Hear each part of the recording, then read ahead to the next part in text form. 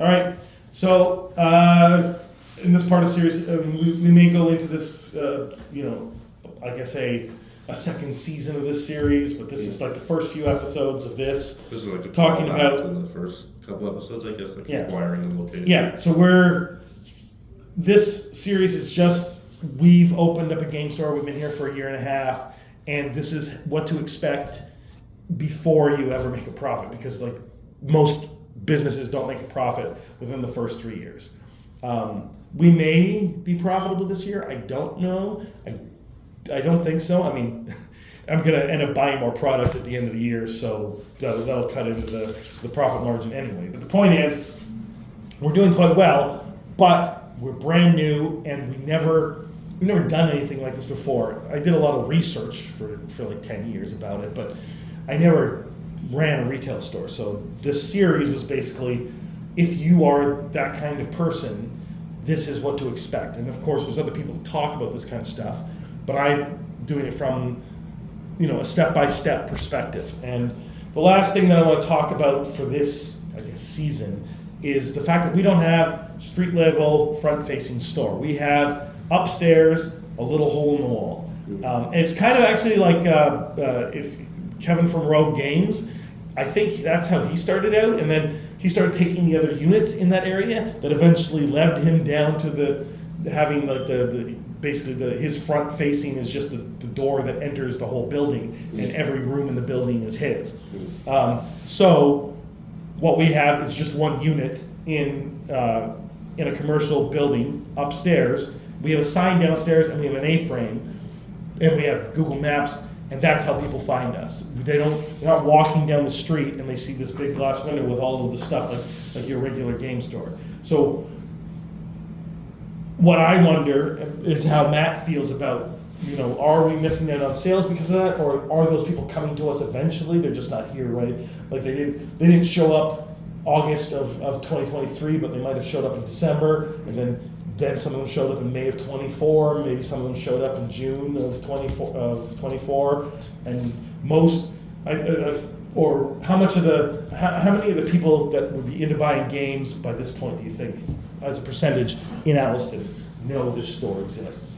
Well, I think first off, we probably are losing some sort of sales for not being at ground level.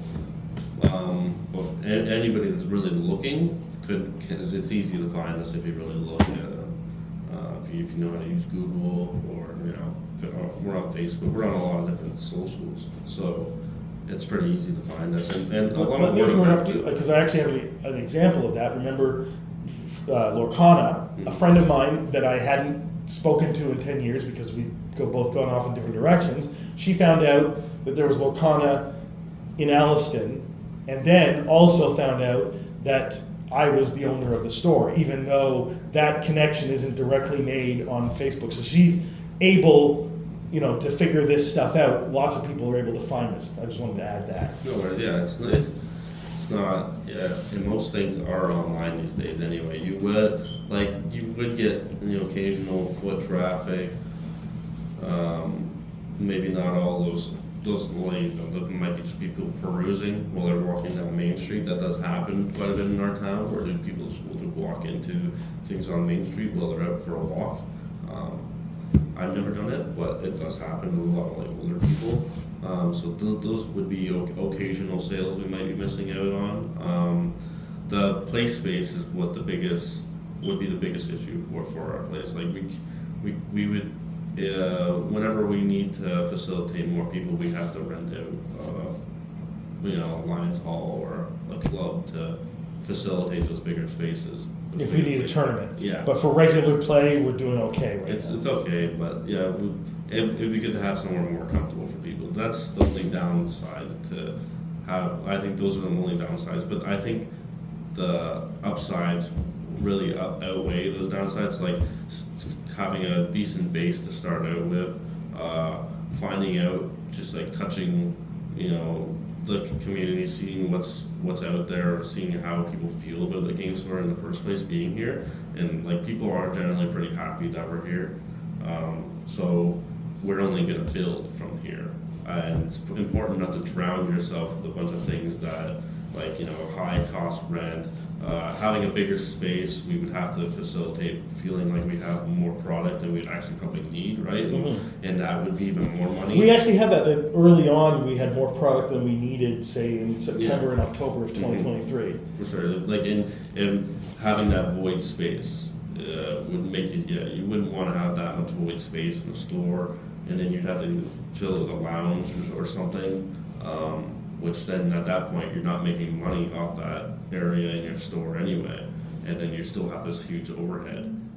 So I think it's okay that we're a hole in the wall to start with. So yeah, we went with the 3-year lease here because it's okay to be small, and I think that 3 years is like, it took Batman 3 years to become good Batman, right? Like, I don't know. It was pretty good after year one. No, like I think our year one, we were like year one Batman, and year two. But I think by year 3 we'll be prime Batman. Is all I'm trying to say. We've beat up a lot of criminals.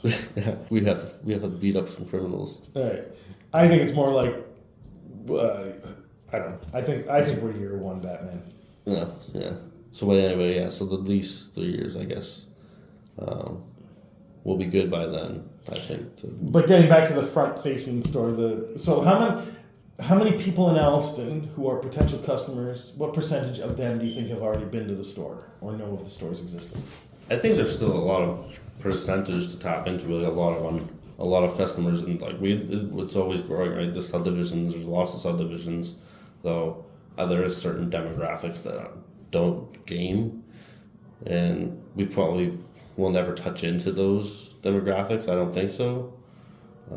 But there's a lot of people in town that I've probably still yet to find out about us that we could, tap into too. But also there's only, people go in and out of collecting things, some people won't collect things for years on end and then all of a sudden get back into it. And we've experienced a lot of that too, just new people that come in like, I haven't played Magic since high school. And now that, or like with foundations and stuff like that, you'll get new people just all of a sudden. So I think,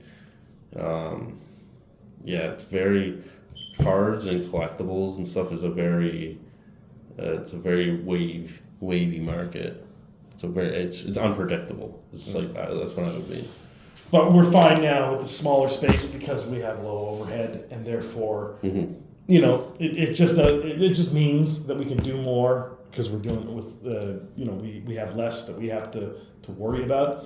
If we had to pay like $3,000 to $5,000 a month for rent, the store wouldn't be doing quite as well. It'd be harder for it to grow, and I'd have to be sinking more and more of my own money into it. Yes. Yeah. Having a low overhead when you're basically experimenting is probably the best thing to go with.